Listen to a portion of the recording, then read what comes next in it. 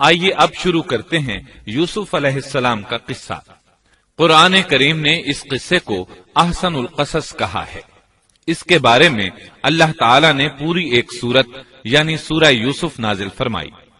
اس قصے میں دو عظیم نبیوں کا تذکرہ ہے، سیدنا یعقوب بن اسحاق علیہ السلام اور یوسف بن یعقوب علیہ السلام کا۔ اپنے بھائیوں کی وجہ سے یوسف علیہ السلام کن حالات کا شکار ہوئے، آپ اس کا تفصیل سے ذکر سنیں گے۔ سورہ یوسف مکی ہے اور یوسف علیہ السلام کا قصہ اگرچہ ابتلاء و آزمائش کی داستان ہے، لیکن اس میں اور بھی بہت سے فوائد ہیں۔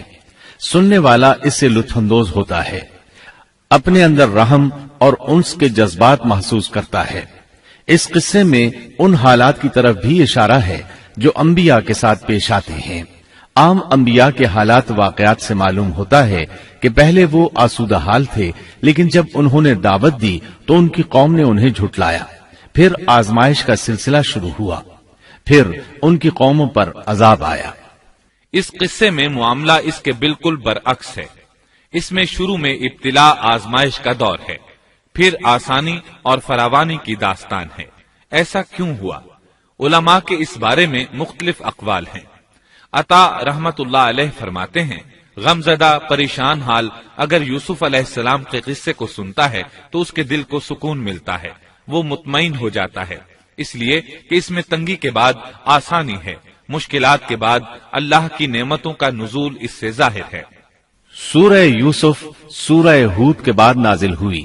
سورہ ہود میں انبیاء کرام کے تذکرے کے بعد قوم ہود اور قوم صالح کی تباہی کا ذکر آتا ہے، پھر ان اقوام کا تذکرہ ہے جو تباہ و برباد ہوئی۔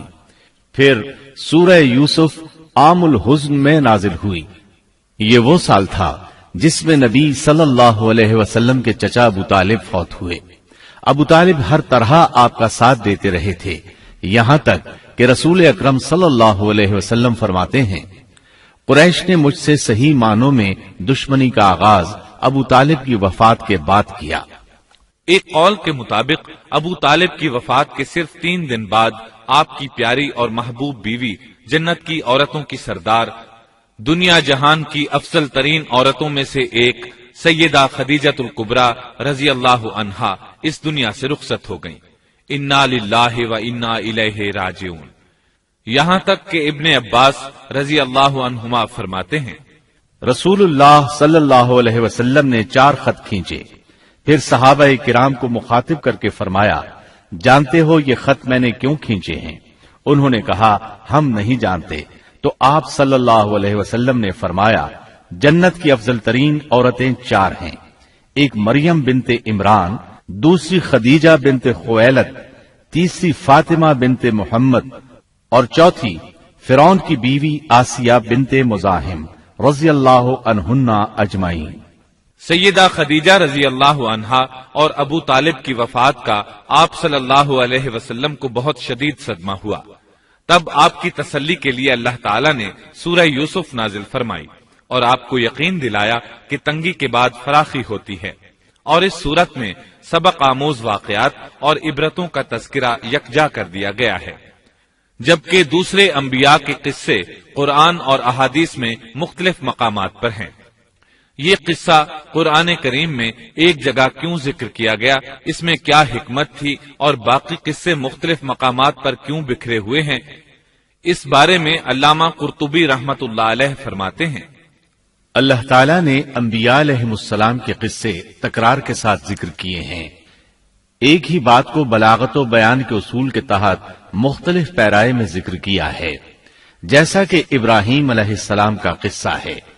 جب اللہ کے برگزیدہ فرشتے ان کے پاس آئے تو ان کے آنے پر ابراہیم علیہ السلام نے جو مہمان نوازی کی اس کو مختلف انداز میں بیان کیا گیا ہے۔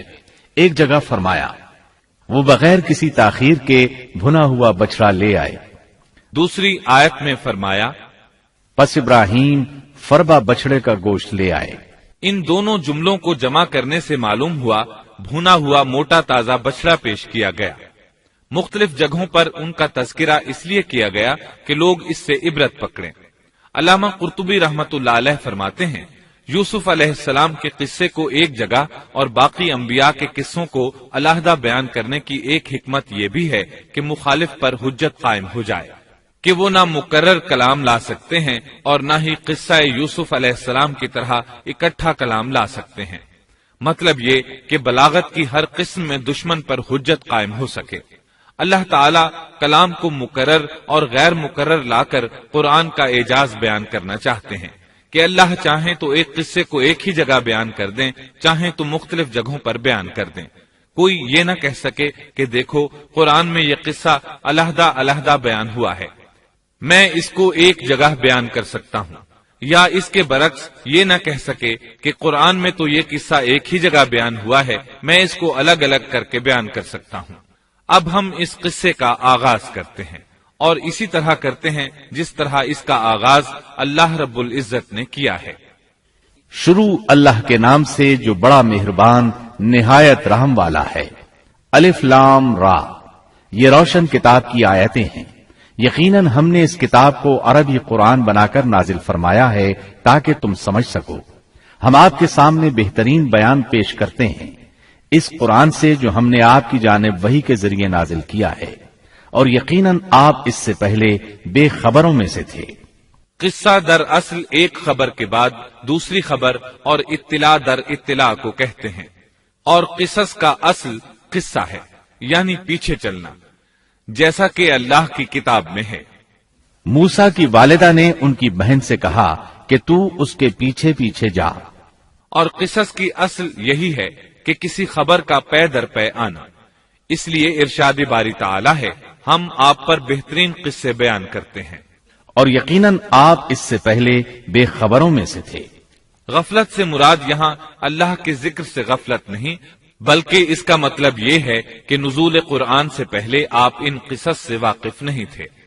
اللہ تعالیٰ سورہ یوسف آیت 4 اور 5 میں فرماتے ہیں، جب یوسف نے اپنے باپ سے ذکر کیا کہ ابا جی، میں نے 11 ستاروں اور سورج چاند کو خواب میں دیکھا ہے کہ وہ سب مجھے سجدہ کر رہے ہیں، یعقوب نے کہا، پیارے بچے، اپنے اس خواب کا ذکر اپنے بھائیوں سے نہ کرنا، ایسا نہ ہو کہ وہ تیرے ساتھ کوئی فریب کاری کرے، شیطان تو انسان کا کھلا دشمن ہے۔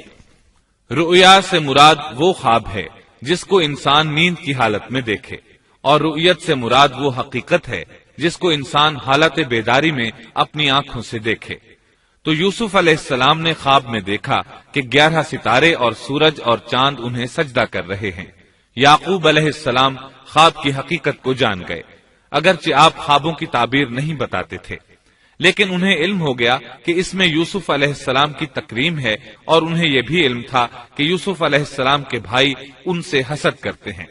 اسی لیے انہوں نے یوسف علیہ السلام سے کہا کہ اپنے بھائیوں کو یہ خواب نہ سنانا۔ یوسف علیہ السلام کے 11 بھائی تھے، بنیامین ان کے سگے بھائی تھے، باقی 6 ایک ماں سے اور 4 2 لونڈیوں سے تھے۔ حقیقی بھائی ان سے حسد نہیں کرتا تھا، وہ عمر میں ان سے چھوٹا تھا، باقی سب ان سے حسد کرتے تھے، اور اس حسد کی وجہ یہ تھی کہ یعقوب علیہ السلام ان سے والہانہ محبت کرتے تھے۔ اسی طرح بنیامین سے بھی انہیں بہت لگاؤ تھا، مطلب یہ کہ ان دونوں سے انہیں زیادہ محبت تھی، اور محبت میں کمی بیشی کوئی بری چیز نہیں، البتہ نبی کریم صلی اللہ علیہ وسلم نے فرمایا، ان میں عدل سے ضرور کام لیں۔ غرض یعقوب علیہ السلام کو ان دونوں سے زیادہ محبت تھی، ان کا دل ان کی طرف زیادہ مائل تھا، یہاں تک کہ لمحہ بھر بھی انہیں نظروں سے اوجھل نہیں کرتے تھے۔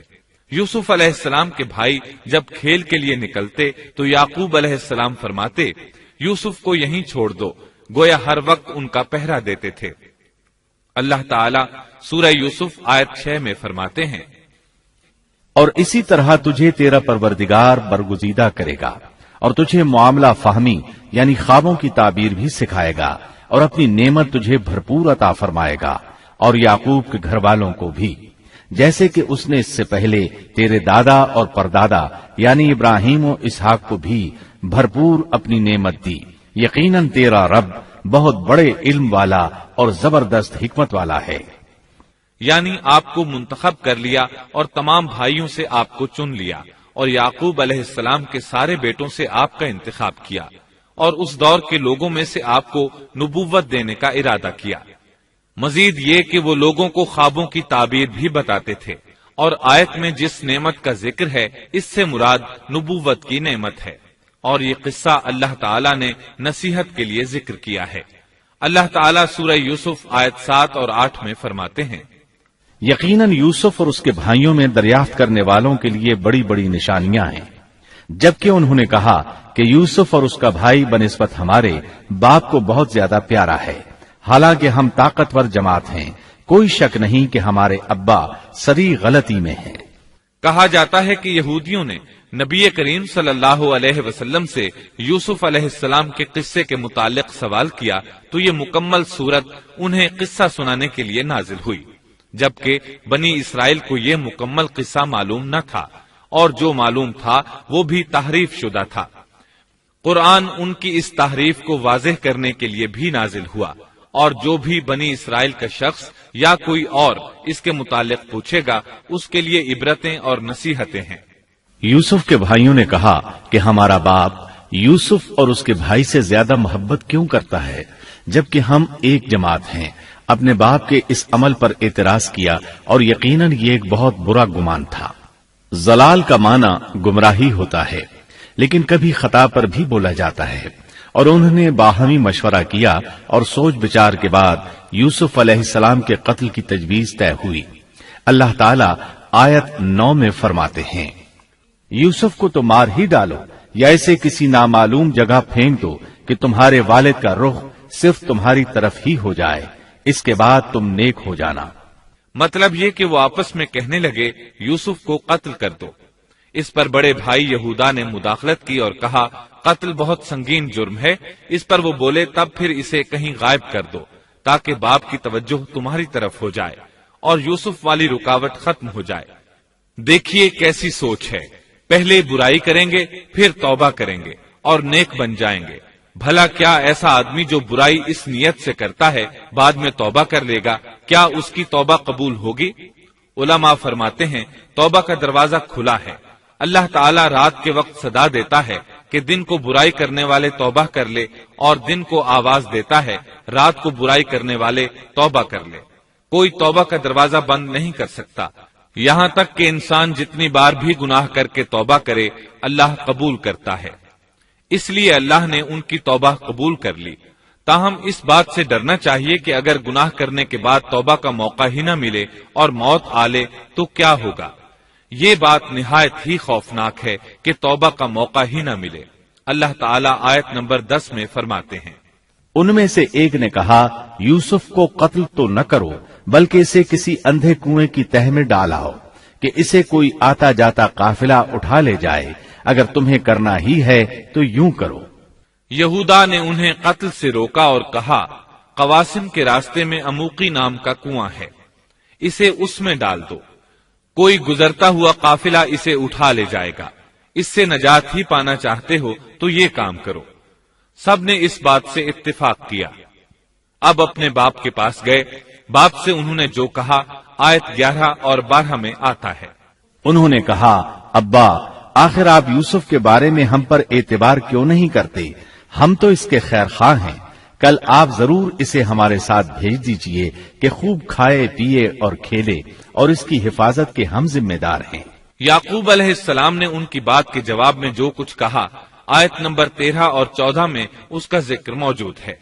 یعقوب نے کہا اسے تمہارا لے جانا مجھے تو سخت صدمہ دے گا، اور مجھے یہ بھی کھٹکا لگا رہے گا کہ تمہاری غفلت میں اسے بھیڑیا کھا جائے۔ انہوں نے جواب دیا کہ ہم جیسی زوراور جماعت کی موجودگی میں بھی اگر اسے بھیڑیا کھا جائے تو ہم بالکل نکمے ہی ہوئے۔ وہاں بھیڑیے کثرت سے تھے، اس لیے یعقوب علیہ السلام ڈرتے تھے۔ بیٹوں کے بار بار اصرار پر یعقوب علیہ السلام یوسف علیہ السلام کو ان کے ساتھ بھیجنے پر رضامند ہو گئے۔ اللہ تعالیٰ آیت 15 میں فرماتے ہیں، پھر جب اسے لے چلے اور سب نے مل کر ٹھان لیا کہ اسے غیر آباد گہرے کنویں کی تہ میں پھینک دیں، ہم نے یوسف کی طرف وحی کی کہ یقیناً وقت آ رہا ہے کہ تو انہیں اس ماجرے کی خبر اس حال میں دے گا کہ وہ جانتے ہی نہ ہوں گے۔ بعض روایات کے مطابق انہوں نے راستے میں یوسف علیہ السلام کو مارا پیٹا، برا بھلا کہا، اور ایسا کرنا ان کے لیے معمولی بات تھی کیونکہ وہ تو قتل کے درپے تھے۔ آخر کار کنویں کے پاس پہنچے اور مشورے کے مطابق انہیں کنویں میں ڈال دیا۔ یوسف علیہ السلام کنویں میں ایک پتھر پر گرے، یعنی پانی میں نہ گرے، آپ اس پتھر پر بیٹھ گئے۔ اللہ تعالیٰ کی طرف سے انہیں تسلی دی گئی کہ آپ پریشان نہ ہوں، بہت جلد آپ کنویں سے نکلیں گے اور انہیں ان کے اس گھناؤنے فعل کے بارے میں بتلائیں گے، اور انہیں اس بات کا گمان بھی نہیں ہوگا کہ ایسا وقت بھی آئے گا۔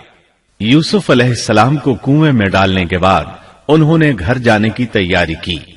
آیت نمبر 16 میں آتا ہے، اور عشاء کے وقت وہ سب اپنے باپ کے پاس روتے ہوئے پہنچے۔ امام عامش قاضی شرح رحمت اللہ علیہ کی مجلس میں بیٹھے تھے۔ ایک عورت آئی، اس کا ایک آدمی سے جھگڑا تھا، وہ بہت شدت سے رو رہی تھی۔ عامش بولے، آپ دیکھتے نہیں یہ کس بری طرح رو رہی ہے؟ ان کا مطلب یہ تھا کہ یہ سچی ہے۔ قاضی شرح فرمانے لگے، یوسف علیہ السلام کے بھائی رات کو روتے ہوئے اپنے باپ کے پاس آئے تھے، پس فیصلہ رونے پر نہیں انصاف پر ہونا چاہیے۔ اب یوسف علیہ السلام کے بھائیوں نے باپ کو تفصیل سنائی۔ اللہ تعالیٰ اس کا ذکر آیت 17 میں فرماتے ہیں، اور کہنے لگے کہ ابا جی، ہم تو آپس میں دوڑ میں لگ گئے اور یوسف کو ہم نے سامان کے پاس چھوڑا، پس اسے بھیڑیا کھا گیا۔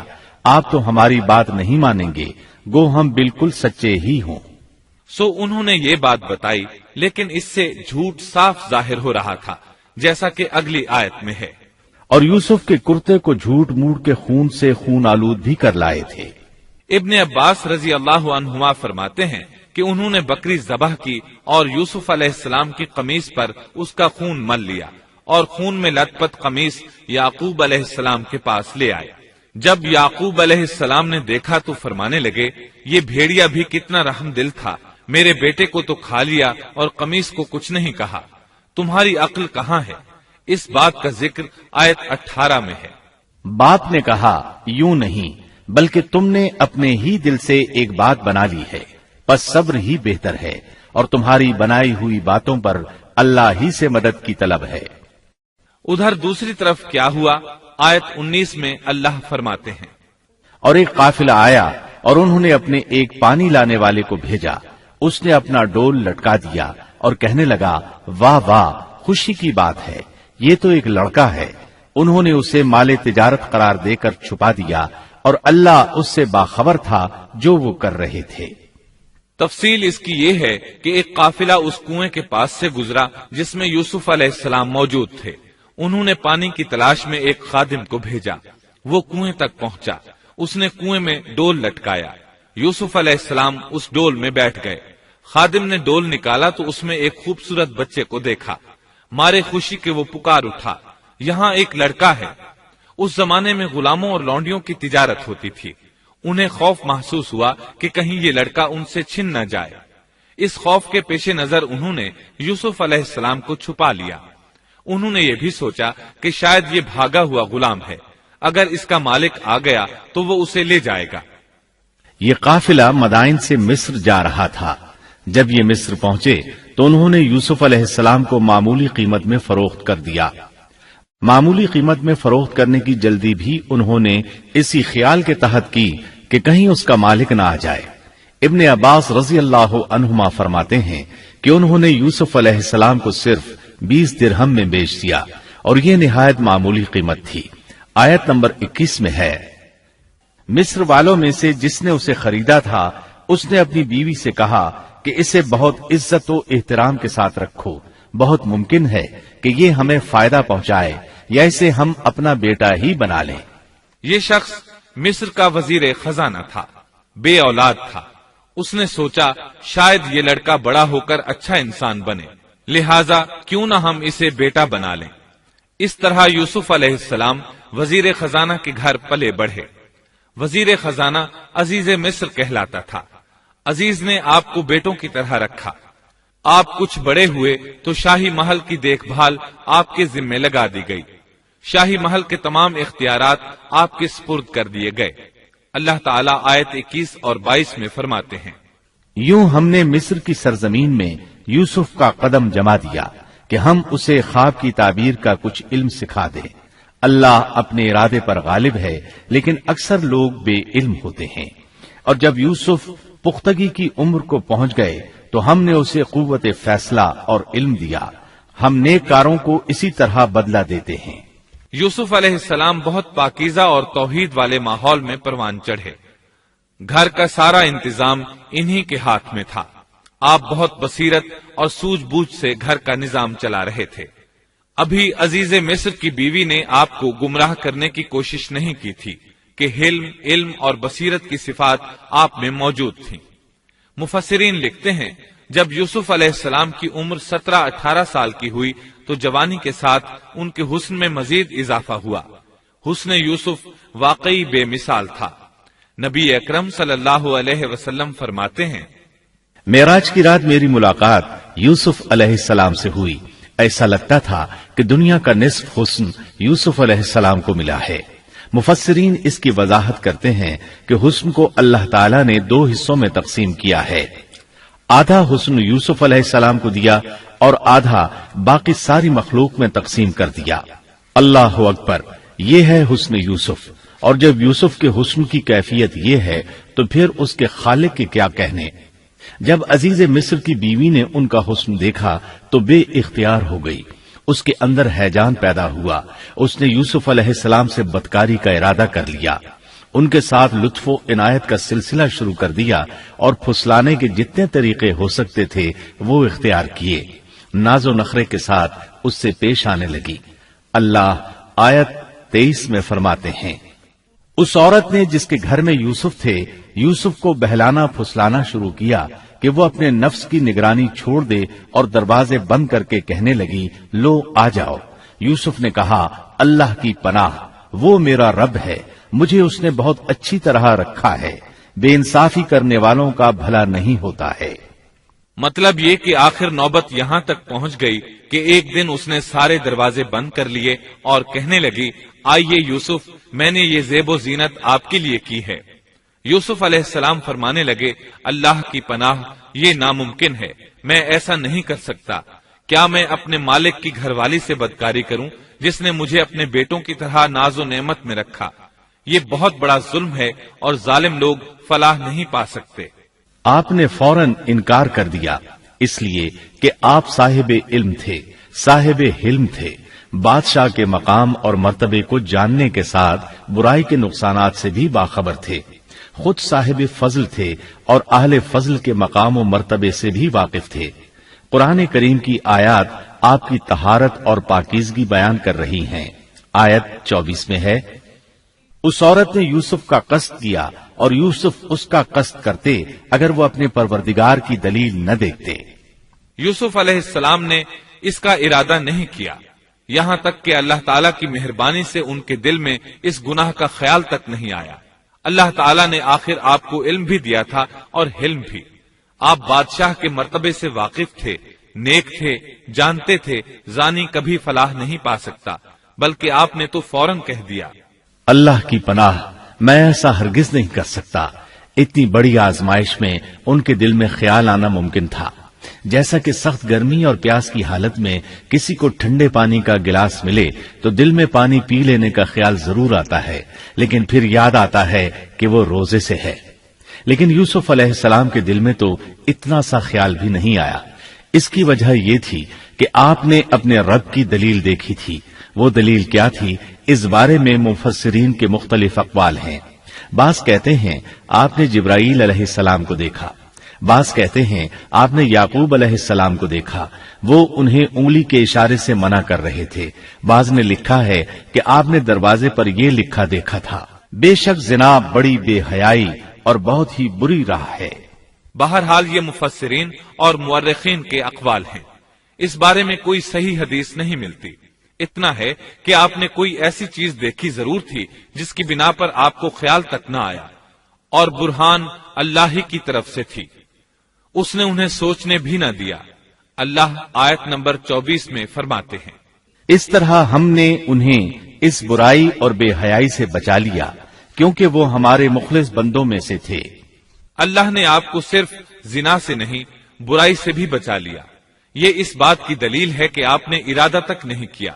پھر اسی آیت میں اللہ نے آپ کو اپنا برگزیدہ بندہ فرمایا اور یہ ممکن ہی نہیں کہ کوئی انسان اللہ کے برگزیدہ بندوں میں سے بھی ہو اور پھر کفر بھی کرے، ہرگز ممکن نہیں۔ انبیاء ایسی باتوں سے پاک رہتے ہیں۔ عزیز مصر کی بیوی نے اصرار کیا، آپ کو مجبور کیا اور لگی چمٹنے تو یوسف علیہ السلام وہاں سے بھاگے۔ عزیز کی بیوی آپ کے پیچھے بھاگی۔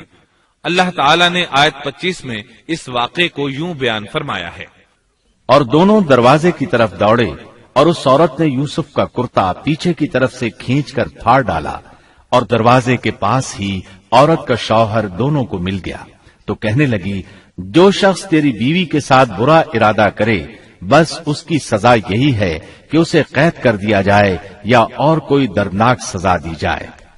سیدنا یوسف علیہ السلام خود کو بچانے کے لیے دروازے کی طرف دوڑ پڑے تھے، یہ پیچھے دوڑی، دروازہ بند تھا۔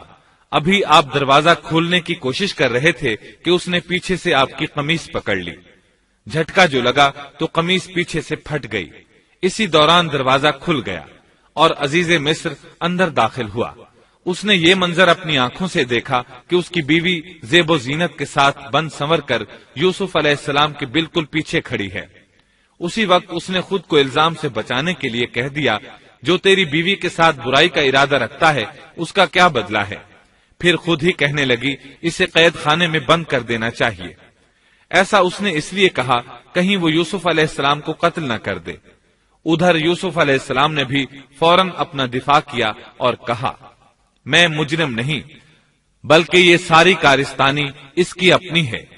آیت 26 اور 27 میں ہے۔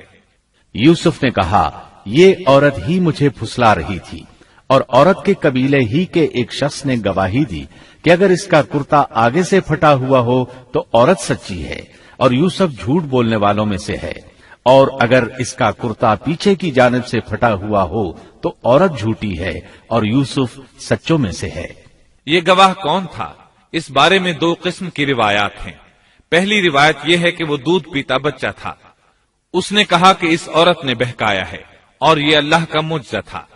دوسری روایت یہ ہے کہ عزیز مصر کے ساتھ اس کا چچا زاد تھا، اس نے کہا، قمیص دیکھو کہاں سے پھٹی ہے، پیچھے سے پھٹی ہے تو یوسف سچے، اور آگے سے پھٹی ہے تو پھر وہ سچی ہے، یوسف جھوٹے ہیں۔ آیت نمبر 28 میں آتا ہے، سو جب خاوند نے دیکھا کہ یوسف کا کرتا پیٹھ کی جانب سے پھٹا ہوا ہے تو صاف کہہ دیا کہ یہ تو عورتوں کی چال بازی ہے، بے شک تمہاری چال بازی بہت بڑی ہے۔ سید قطب کہتے ہیں، عزیز مصر ان لوگوں میں سے تھا جن کے نزدیک شرف کی کوئی قیمت نہیں تھی۔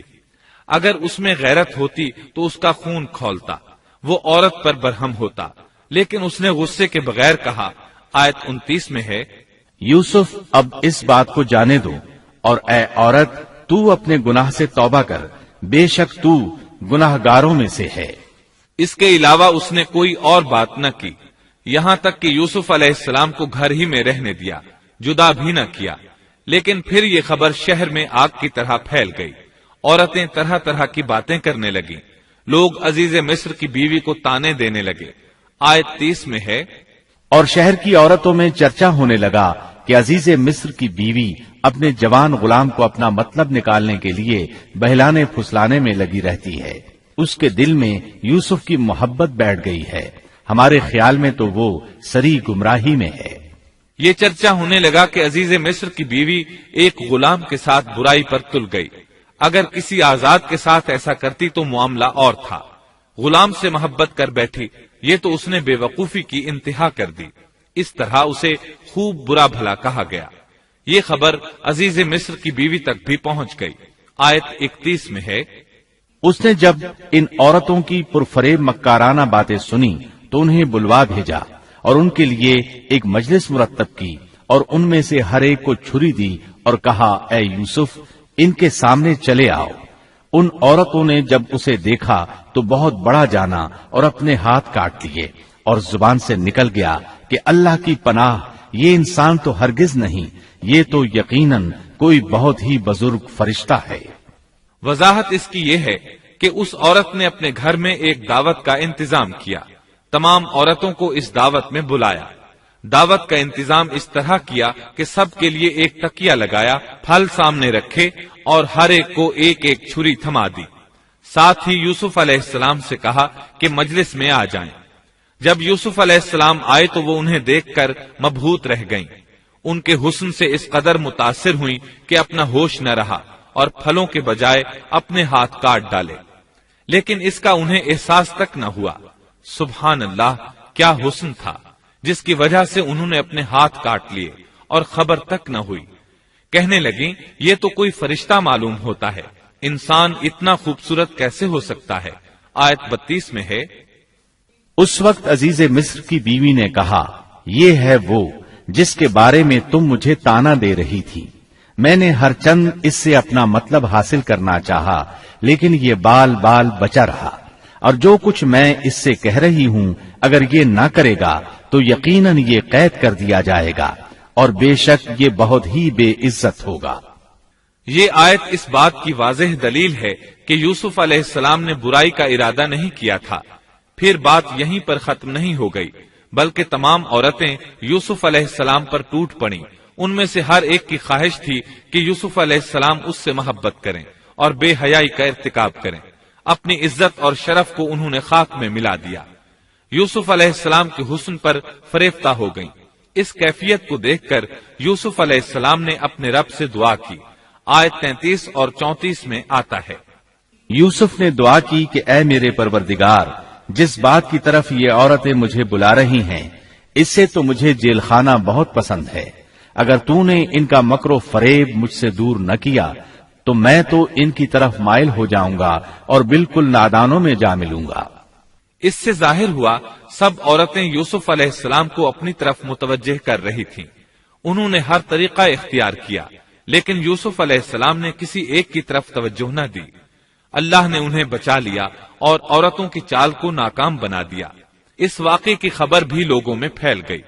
عزیز مصر کی بیوی کو پتا چل گیا کہ یہ خبریں پورے شہر میں پھیل گئی ہیں اور لوگ اسے ہی قصوروار ٹھہرا رہے ہیں۔ تب وہ اپنے خاوند کے پاس گئی، اس سے کہا، اب کیا کیا جائے؟ سب لوگ مجھے ہی الزام دے رہے ہیں، معاملہ بہت پھیل گیا ہے، اس بات کو دبانے کے لیے کچھ کرنا چاہیے۔ عزیز مصر نے کہا، پھر کیا کیا جائے؟ آخر آپس میں مشورہ ہوا، دونوں اس پر متفق ہو گئے۔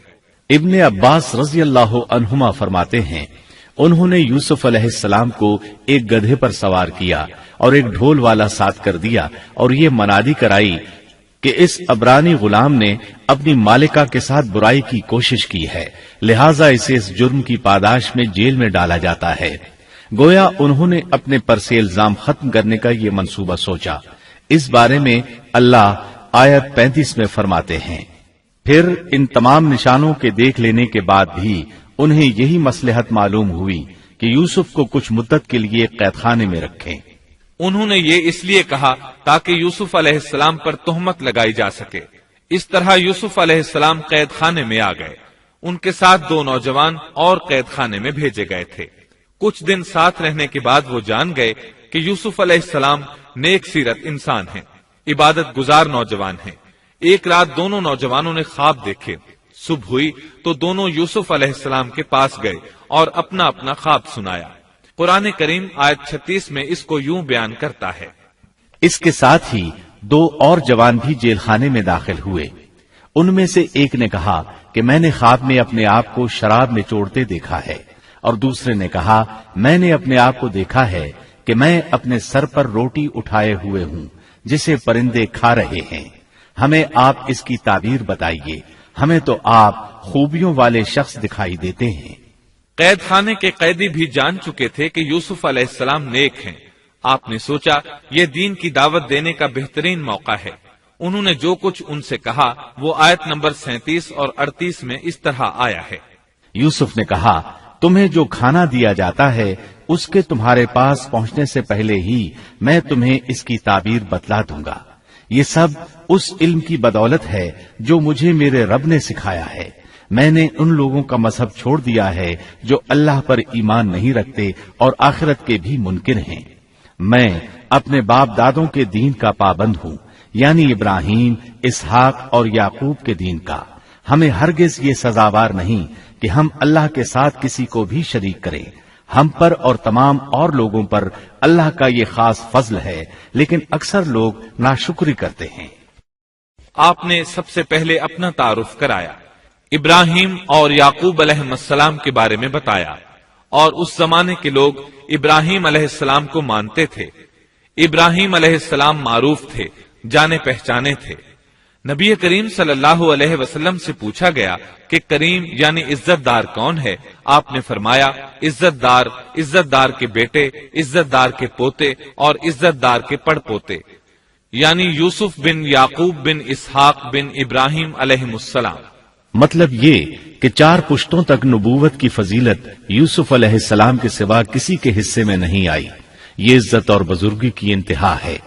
آپ نے اپنے دین کا تعارف کرانے کے بعد ان سے جو کچھ کہا وہ آیت 39 اور 40 میں آتا ہے. اے میرے قید کے ساتھیوں، کیا بھلا کئی جدا جدا پروردگار بہتر ہیں یا ایک اللہ زبردست طاقتور؟ اس کے سوا تم جن کی پوجا پاٹ کر رہے ہو وہ سب نام ہی نام ہیں جو تم نے اور تمہارے باپ دادوں نے خود ہی گھڑ لیے ہیں. اللہ نے ان کی کوئی دلیل نازل نہیں فرمائی. فرما روائی صرف اللہ ہی کی ہے. اس کا فرمان ہے کہ تم سب سوائے اس کے کسی اور کی عبادت نہ کرو. یہی دین درست ہے، لیکن اکثر لوگ نہیں جانتے. پھر یوسف علیہ السلام نے انہیں خواب کی تعبیر بتائی. اس کا ذکر سورہ یوسف آیت 41 میں ہے. اے میرے قید خانے کے رفیقو، تم دونوں میں سے ایک تو اپنے بادشاہ کو شراب پلانے پر مقرر ہو جائے گا، لیکن دوسرا سولی دیا جائے گا اور پرندے اس کا سر نوچ نوچ کھائیں گے.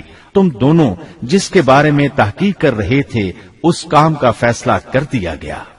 تعبیر سن کر وہ قیدی کہنے لگے ہم نے اس طرح خواب نہیں دیکھا. جس کے قتل کی تعبیر بتائی گئی تھی وہ تو خاص طور پر کہنے لگا میں نے یہ خواب نہیں دیکھا. اس پر یوسف علیہ السلام نے فرمایا یہ اللہ کا فیصلہ ہے، تبدیل نہیں ہو سکتا. پھر آپ نے دوسرے قیدی سے فرمایا اور جس کی نسبت یوسف کا گمان تھا کہ ان دونوں میں سے یہ چھوٹ جائے گا، اس سے کہا کہ اپنے بادشاہ سے میرا ذکر بھی کر دینا. پھر اسے شیطان نے اپنے بادشاہ سے ذکر کرنا بھلا دیا اور یوسف نے کئی سال قید خانے ہی میں کاٹے. پھر اسی طرح ہوا. ایک کو پھانسی پر چڑھا دیا گیا، دوسرا بادشاہ کو شراب پلانے پر مقرر ہوا، لیکن وہ یوسف علیہ السلام کا ذکر کرنا بھول گیا. اللہ تعالیٰ آیت 42 میں فرماتے ہیں شیطان نے اسے بھلا دیا. اس آیت کی تفسیر بعض مفسرین نے یہ کی ہے کہ شیطان نے یوسف علیہ السلام کو اپنے رب یعنی اللہ تعالیٰ کی یاد سے غافل کر دیا، اور انہوں نے ایک بندے سے چاہا کہ وہ اپنے رب یعنی شاہ مصر سے ان کا تذکرہ کر کے ان کی رہائی کی کوشش کرے. اس لیے اللہ تعالیٰ نے ان کو یہ سزا دی کہ وہ کئی سال تک جیل میں پڑے رہے. یہ تفسیر بالکل غلط ہے. درست یہ ہے کہ فَأَنْسَاهُ کی ضمیر اس شخص کی طرف لوٹتی ہے جس کے متعلق یوسف علیہ السلام کا گمان تھا کہ وہ رہائی پانے والا ہے. اور اس آیت کے معنی یہ ہیں کہ شیطان نے اس شخص کو اپنے آقا سے یوسف علیہ السلام کا ذکر کرنا بھلا دیا، جیسا کہ علامہ ابن کثیر اور دیگر مفسرین نے اسی طرح کہا ہے. انس رضی اللہ عنہ سے مروی یہ روایت کہ اللہ تعالیٰ نے یوسف علیہ السلام کی طرف وحی کی کہ اے یوسف تجھے تیرے بھائیوں سے کس نے نجات دی؟ فرمایا اے اللہ آپ نے. اللہ نے پھر پوچھا یوسف تجھے کنویں سے کس نے نکالا؟ انہوں نے جواب دیا اللہ آپ نے. اللہ تعالیٰ نے پھر پوچھا یوسف تجھے عورتوں سے کس نے بچایا؟ کہا اللہ آپ نے. اب اللہ نے فرمایا پھر اب اللہ کے سوا کسی اور سے نجات کیوں طلب کرتے ہو؟ یہ روایت عقل اور نقل دونوں کے خلاف ہے، کیونکہ تکالیف و مصائب سے خلاصی کے لیے دنیاوی اسباب اختیار کرنا جائز ہے، جیسا کہ سورۃ المائدہ میں اللہ تعالیٰ فرماتے ہیں کہ نیکی اور تقوی کے کاموں میں ایک دوسرے کا تعاون کرو. اور یوسف علیہ السلام کا رہائی پانے والے شخص سے اپنی رہائی کے متعلق بادشاہ سے بات کرنے کو کہنا اس آیت کے عین مطابق ہے، اور ایسا کرنا توکل علی اللہ کے خلاف نہیں. لہذا مذکورہ بیان کردہ روایت جس طرح سند کے اعتبار سے کمزور ہے، اسی طرح مفہوم کے اعتبار سے بھی قرآن کے خلاف ہے. یوسف علیہ السلام قید خانے میں پڑے ہیں، کسی کو ان کی خبر تک نہیں. یہ ان کی ایک اور آزمائش تھی، کسی کو خبر ہو تو نکالے. آخر کچھ مدت بعد بادشاہ نے خواب دیکھا۔ بادشاہ نے کہا، میں نے خواب میں دیکھا ہے کہ 7 موٹی تازی فربا گائیں ہیں جن کو 7 دبلی پتلی لاغر گائیں کھا رہی ہیں، اور 7 بالیاں ہیں ہری ہری اور دوسری 7 بالکل خشک۔ اس خواب نے بادشاہ کو پریشان کر دیا۔ اس نے کہا، اے درباریو، میرے اس خواب کی تعبیر بتلاؤ اگر تم خواب کی تعبیر دے سکتے ہو۔ انہوں نے جواب دیا، یہ تو اڑتے اڑاتے پریشان خواب ہیں، اور ایسے شوریدہ پریشان خوابوں کی تعبیر جاننے والے ہم نہیں۔ جب وہ خواب کی تعبیر نہ بتا سکے تب اس ساقی کو یوسف علیہ السلام یاد آئے۔ وہ چونک اٹھا۔ ان 2 قیدیوں میں سے جو رہا ہوا تھا اسے مدت کے بعد یاد آ گیا اور کہنے لگا، میں تمہیں اس کی تعبیر بتلا دوں گا، مجھے جانے کی اجازت دیجیے۔ قید خانہ شہر سے باہر تھا۔ انہوں نے اسے ادھر روانہ کر دیا۔ وہ جیل پہنچا، یوسف علیہ السلام سے ملا اور بولا، اے یوسف، اے بہت بڑے سچے، آپ ہمیں اس خواب کی تعبیر بتلائیے کہ 7 موٹی تازی گائیں ہیں جنہیں 7 دبلی پتی گائیں کھا رہی ہیں، اور 7 بالکل سبز خوشے ہیں، اور 7 ہی دوسرے بالکل خشک ہیں، تاکہ میں واپس جا کر ان لوگوں سے کہوں تاکہ وہ سب جان لیں۔ تب یوسف علیہ السلام نے خواب کی تعبیر بتائی۔ یوسف نے جواب دیا کہ تم 7 سال تک پے در پے لگاتار حسب عادت غلہ بویا کرنا، اور فصل کاٹ کر اسے بالیوں سمیت ہی رہنے دینا، سوائے اپنے کھانے کی تھوڑی سی مقدار کے۔ اس کے بعد 7 سال نہایت سخت قحط کے آئیں گے، وہ اس غلے کو کھا جائیں گے جو تم نے ان کے لیے ذخیرہ رکھ چھوڑا تھا، سوائے اس تھوڑے سے غلے کے جو تم محفوظ کر کے رکھو گے۔ آپ نے صرف خواب کی تعبیر نہیں بتائی بلکہ علاج بھی بتایا۔ اس کے بعد ایک اور بات بھی بتائی۔ اس کے بعد جو سال آئے گا اس میں لوگوں پر خوب بارش برسائی جائے گی، اور وہ اس میں شیرہ انگور بھی خوب نچوڑیں گے۔ ساقی بہت تیزی سے واپس گیا، بادشاہ کو پوری تفصیل بتائی۔ تب بادشاہ نے کہا، یوسف کو میرے پاس لاؤ۔ بادشاہ کا قاصد واپس آیا اور آپ سے کہا، بادشاہ آپ کو بلا رہا ہے۔ یوسف علیہ السلام نے کہا، میں قید خانے سے نہیں نکلوں گا۔ نبی کریم صلی اللہ علیہ وسلم فرماتے ہیں، اللہ یوسف علیہ السلام پر رحم فرمائے، انہوں نے کس حد تک صبر کیا۔ ان کی جگہ میں ہوتا اور مجھے قید خانے سے نکلنے کے لیے کہا جاتا تو میں فوراً باہر نکل جاتا۔ 7 سال تک قید میں رہنے کے بعد اگر کوئی قیدی سے باہر نکلنے کے لیے کہے اور وہ باہر نکلنے سے انکار کر دے تو یہ بات عجیب ہی لگ سکتی تھی، لیکن یوسف علیہ السلام ہر طرح سے بری ہو کر نکلنا چاہتے تھے۔ چنانچہ آپ نے کہا، یوسف نے کہا، اپنے بادشاہ کے پاس واپس جا اور اس سے پوچھ کہ ان عورتوں کا حقیقی واقعہ کیا ہے جنہوں نے اپنے ہاتھ کاٹ لیے تھے۔ ان کے ہیلے کو صحیح طور پر جاننے والا میرا پروردگار ہی ہے۔ قاصد واپس آیا، اس نے بادشاہ کو یوسف کا جواب سنایا۔ اب بادشاہ نے ان عورتوں کو جمع کیا اور کہا، بادشاہ نے پوچھا، اے عورتوں، اس وقت کا صحیح واقعہ کیا ہے جب تم داؤ فریب کر کے یوسف کو اس کی دلی منشا سے بہکانا چاہتی تھی؟ انہوں نے صاف جواب دیا کہ معاذ اللہ، ہم نے یوسف میں کوئی برائی نہیں پائی۔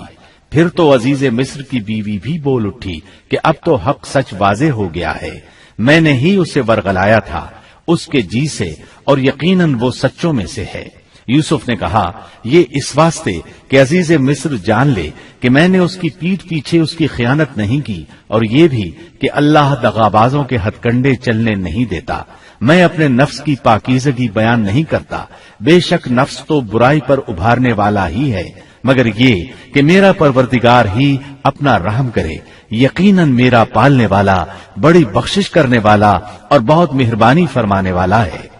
بعض مفسرین کے نزدیک یہ یوسف علیہ السلام کا قول ہے، اور یہ انہوں نے اس وقت کہا جب جیل میں ان کو یہ ساری تفصیل بتلائی گئی، یا بعض کے بقول بادشاہ کے پاس جا کر انہوں نے یہ کہا۔ بعض مفسرین کے نزدیک یہ بھی عزیز مصر کی بیوی ہی کا قول ہے، اور مطلب یہ ہے کہ یوسف کی غیر موجودگی میں بھی اسے غلط طور پر تہمت لگا کر خیانت کا ارتکاب نہیں کرتی، بلکہ امانت کے تقاضوں کو سامنے رکھتے ہوئے اپنی غلطی کا اعتراف کرتی ہوں۔ یا یہ مطلب ہے کہ میں نے یوسف کو پھسلانے کی کوشش ضرور کی، لیکن واقعہ یہ ہے کہ اپنے خاوند کی خیانت نہیں کی اور کسی بڑے گناہ میں واقع نہیں ہوئی۔ حافظ ابن کثیر نے اسی قول کو ترجیح دی ہے اور اسے سیاق و معانی کے اعتبار سے زیادہ مناسب اور موزوں قرار دیا ہے۔ آیت 54 میں اللہ تعالیٰ فرماتے ہیں، بادشاہ نے کہا اسے میرے پاس لاؤ کہ میں اسے اپنے خاص کاموں کے لیے مقرر کر لوں۔ پھر جب اس سے بات چیت کی تو کہنے لگا کہ آپ ہمارے ہاں آج سے ذی عزت اور امانت دار ہیں۔ تب یوسف علیہ السلام بولے، یوسف نے کہا آپ مجھے ملک کے خزانوں پر مقرر کر دیجئے، میں حفاظت کرنے والا اور باخبر ہوں۔ اسی طرح ہم نے یوسف کو ملک کا قبضہ دے دیا کہ وہ جہاں کہیں چاہے رہے سہے، ہم جسے چاہیں اپنی رحمت پہنچا دیتے ہیں، ہم نیکوکاروں کا ثواب ضائع نہیں کرتے، یقیناً ایمانداروں اور پرہیزگاروں کو اخروی اجر بہت ہی بہتر ہے۔ بادشاہ نے یوسف علیہ السلام کو ملک کا مکمل اختیار دے دیا، اور ایک روایت میں ہے اس نے کہا، یوسف میرا اختیار اب صرف کرسی تک محدود ہے۔ اس طرح تمام معاملات یوسف علیہ السلام کے اختیار میں آ گئے اور خیر و برکت کے سال شروع ہو گئے۔ یوسف علیہ السلام نے ان سالوں سے خوب فائدہ اٹھایا، ہر طرف بھلائی ہی بھلائی ہو گئی، غلے کی فراوانی ہو گئی، جس طرح یوسف علیہ السلام چاہتے تھے اسی طرح خرچ کیا جاتا تھا۔ پھر اس طرح 7 سال ختم ہو گئے اور قحط کے سال شروع ہو گئے۔ اس قحط نے نہ صرف مصر کو بلکہ فلسطین وغیرہ کے علاقوں کو بھی اپنی لپیٹ میں لے لیا۔ اب چونکہ مصر بہت زیادہ خوشحال تھا، یوسف علیہ السلام نے 7 سال تک غلے کو بچا بچا کر رکھا تھا، اس لیے لوگ مصر آنا شروع ہو گئے۔ فلسطین میں بھی غلہ ختم ہو گیا۔ یعقوب علیہ السلام اور ان کے بیٹوں تک بھی قحط کے اثرات پہنچ گئے، بلکہ ان کے علاقے میں قحط شدید ہو گیا۔ تلاش کے باوجود غلہ نہیں ملتا تھا، ملتا بھی تھا تو بہت مہنگا۔ فلسطین میں خبر پہنچی کہ مصر کا بادشاہ پرانی قیمت پر غلہ دے رہا ہے۔ یہ خبر اس لیے پہنچی کہ یوسف علیہ السلام پرانی قیمت پر غلہ فروخت کر رہے تھے، چنانچہ فلسطین سے غلہ خریدنے کے لیے قافلے مصر آنے لگے۔ یوسف علیہ السلام پرانی قیمت پر غلہ ضرور دیتے، لیکن ایک آدمی کو صرف اتنا دیتے جتنا ایک اونٹ اٹھا سکتا، اس سے زیادہ نہ دیتے تاکہ تاجر لوگ مال سٹاک کر کے مہنگا نہ بیچیں۔ اس لیے جو غلہ خریدتا تھا اس کے لیے ضروری تھا کہ اپنے گھر والوں کو ساتھ لائے۔ یوسف علیہ السلام ہر ایک سے پوچھتے تمہارے گھر کے کتنے افراد ہیں، انہیں ساتھ لے کر آؤ، اور اس طرح یوسف علیہ السلام کے بھائیوں نے بھی مصر جانے کا ارادہ کر لیا۔ قرآن مجید میں اس کا تذکرہ یوں آیا ہے، یوسف کے بھائی آئے اور یوسف کے پاس گئے تو اس نے انہیں پہچان لیا اور انہوں نے اسے نہ پہچانا۔ یوسف علیہ السلام نے گندم دینے سے پہلے پوچھا، تم کون ہو، کہاں سے آئے ہو، تم جاسوس لگتے ہو۔ وہ قسمیں کھانے لگے۔ آپ نے پوچھا، تمہارا باپ کون ہے، تم کتنے بھائی ہو، کیا تمہارا کوئی اور بھائی بھی ہے، تمہارا کوئی بھائی فوت تو نہیں ہو گیا؟ اس طرح آپ نے ان سے مکمل تفصیل پوچھی، انہوں نے اپنے بارے میں بتا دیا۔ آپ نے ان سے کہا، اور جب اس نے ان کے لیے سامان تیار کر دیا تو کہا کہ تم میرے پاس اپنے اس بھائی کو بھی لانا جو تمہارے باپ کی طرف سے ہے۔ کیا تم نے نہیں دیکھا کہ میں پورا ناپ کر دیتا ہوں اور میں ہوں بھی بہترین مہمانی کرنے والوں میں؟ آپ نے ان سے یہ بھی کہا، پس اگر تم اسے میرے پاس لے کر نہ آئے تو میری طرف سے تمہیں کوئی ناپ بھی نہ ملے گا، بلکہ تم میرے قریب بھی نہ پھٹکنا۔ انہوں نے کہا، اچھا، ہم اس کے والد سے تذکرہ کریں گے اور پوری کوشش کریں گے۔ پھر یوسف علیہ السلام نے اپنے غلاموں سے کہا اور اپنے خدمتگاروں سے کہا کہ ان کی پونجی انہی کی بوریوں میں رکھ دو کہ جب لوٹ کر اپنے اہل و عیال میں جائیں اور پونجیوں کو پہچان لیں تو بہت ممکن ہے کہ یہ پھر لوٹ آئیں۔ دراصل یوسف علیہ السلام چاہتے تھے کسی طرح وہ دوبارہ آئیں۔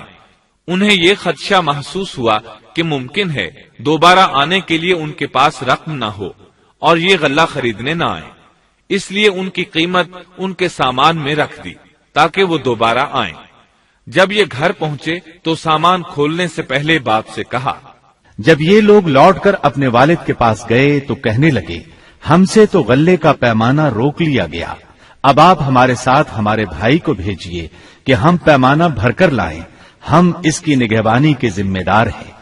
یعنی انہوں نے کہا کہ آئندہ ہمیں غلہ اسی صورت میں ملے گا جب ہم اپنے چھوٹے بھائی بنیامین کو ساتھ لے جائیں گے۔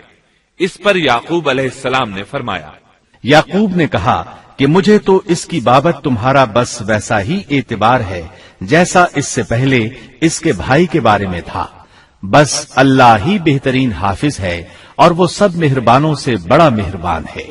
مطلب یہ کہ یعقوب علیہ السلام نے ان کی بات ماننے سے انکار کر دیا۔ اس کے بعد جب انہوں نے اپنا سامان کھولا تو کیا دیکھا؟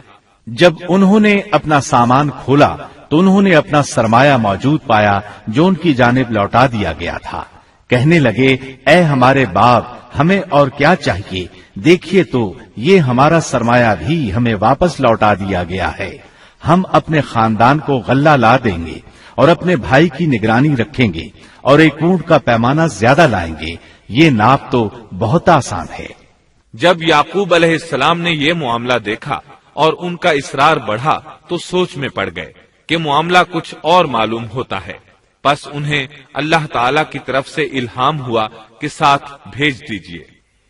یعقوب نے کہا، میں تو اسے ہرگز ہرگز تمہارے ساتھ نہ بھیجوں گا جب تک کہ تم اللہ کو بیچ میں رکھ کر مجھے قول و قرار نہ دو کہ تم اسے میرے پاس پہنچاؤ گے، سوائے اس ایک صورت کے کہ تم سب گرفتار کر لیے جاؤ۔ جب انہوں نے پکا قول و قرار دیا تو انہوں نے کہا، ہم جو کچھ کہتے ہیں اللہ اس پر نگہبان ہے۔ انہوں نے مزید نصیحت کی اور یعقوب نے کہا، اے میرے بچوں، تم سب ایک دروازے سے نہ جانا بلکہ کئی جدا جدا دروازوں میں سے داخل ہونا۔ میں اللہ کی طرف سے آنے والی کسی چیز کو تم سے ٹال نہیں سکتا، حکم صرف اللہ ہی کا چلتا ہے۔ میرا کامل بھروسہ اسی پر ہے اور ہر ایک بھروسہ کرنے والے کو اسی پر بھروسہ کرنا چاہیے۔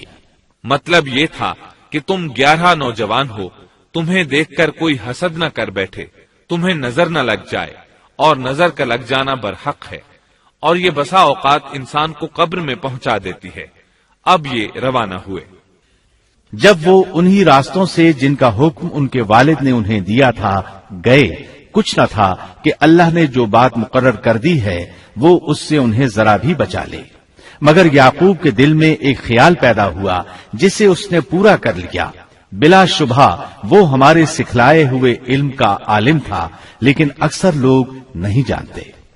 مطلب یہ کہ انسان کی کوشش کے باوجود تقدیر اپنا کام دکھا جاتی ہے۔ عطا رحمت اللہ علیہ فرماتے ہیں کہ یعقوب علیہ السلام کے بارے میں یہ جو فرمایا کہ اس کے پاس ہمارا دیا ہوا علم تھا، اس کا مطلب یہ ہے کہ یعقوب علیہ السلام جو بھی بات کرتے تھے اس میں اللہ کا ذکر ہوتا اور غور و فکر کے بعد بات کرتے، پہلے اللہ کا نام لیتے، اور یہی ان کا علم تھا۔ یوسف علیہ السلام کے بھائی گئے اور دربار میں حاضر ہوئے۔ آپ نے معمول کے مطابق ان کی رہائش کا انتظام کیا، ہر دو کو ایک کمرہ دیا۔ اس طرح بنیامین اکیلے بچ گئے۔ یوسف علیہ السلام نے فرمایا، چلو اسے ادھر میرے پاس چھوڑ جاؤ۔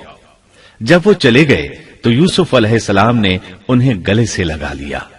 یہ سب جب یوسف کے پاس پہنچ گئے تو اس نے اپنے بھائی کو اپنے پاس جگہ دی اور کہا کہ میں تیرا بھائی یوسف ہوں، بس یہ جو کچھ کرتے رہے اس کا کچھ رنج نہ کر۔ مطلب یہ کہ وہ بنیامین کو بھی ستاتے رہے۔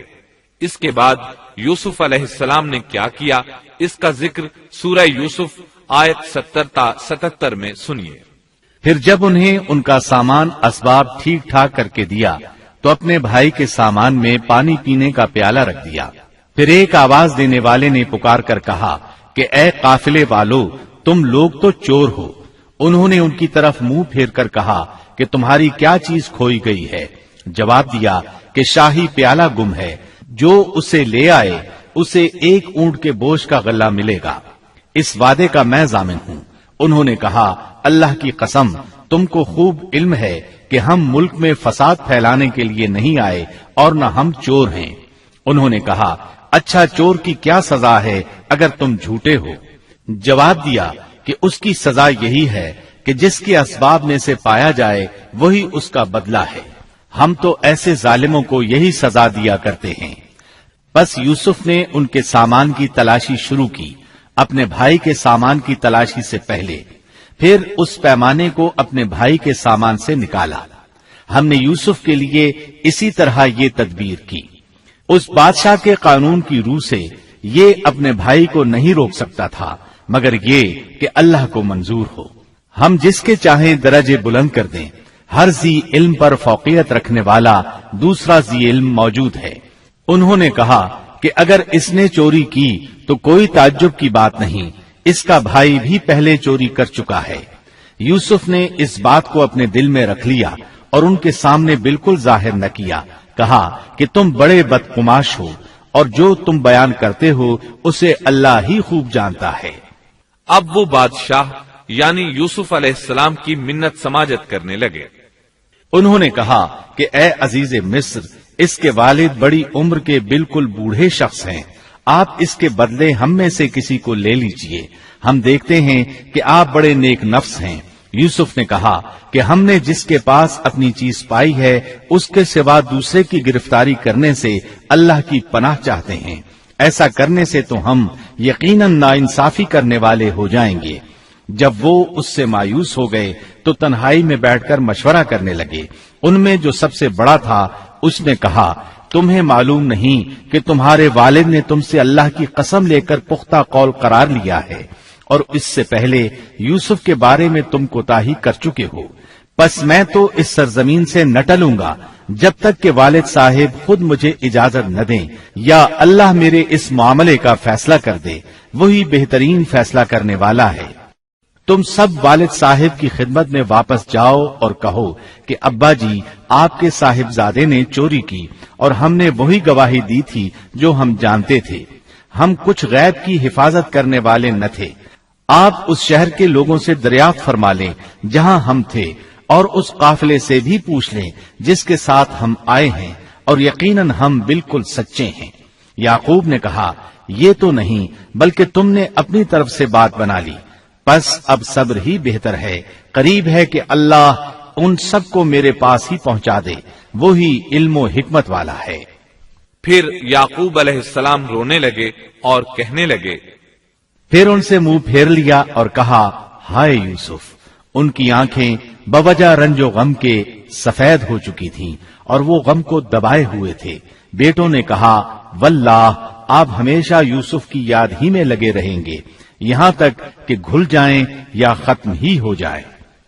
اس پر یعقوب علیہ السلام نے کہا انہوں نے کہا کہ میں تو اپنی پریشانیوں اور رنج کی فریاد اللہ ہی سے کر رہا ہوں.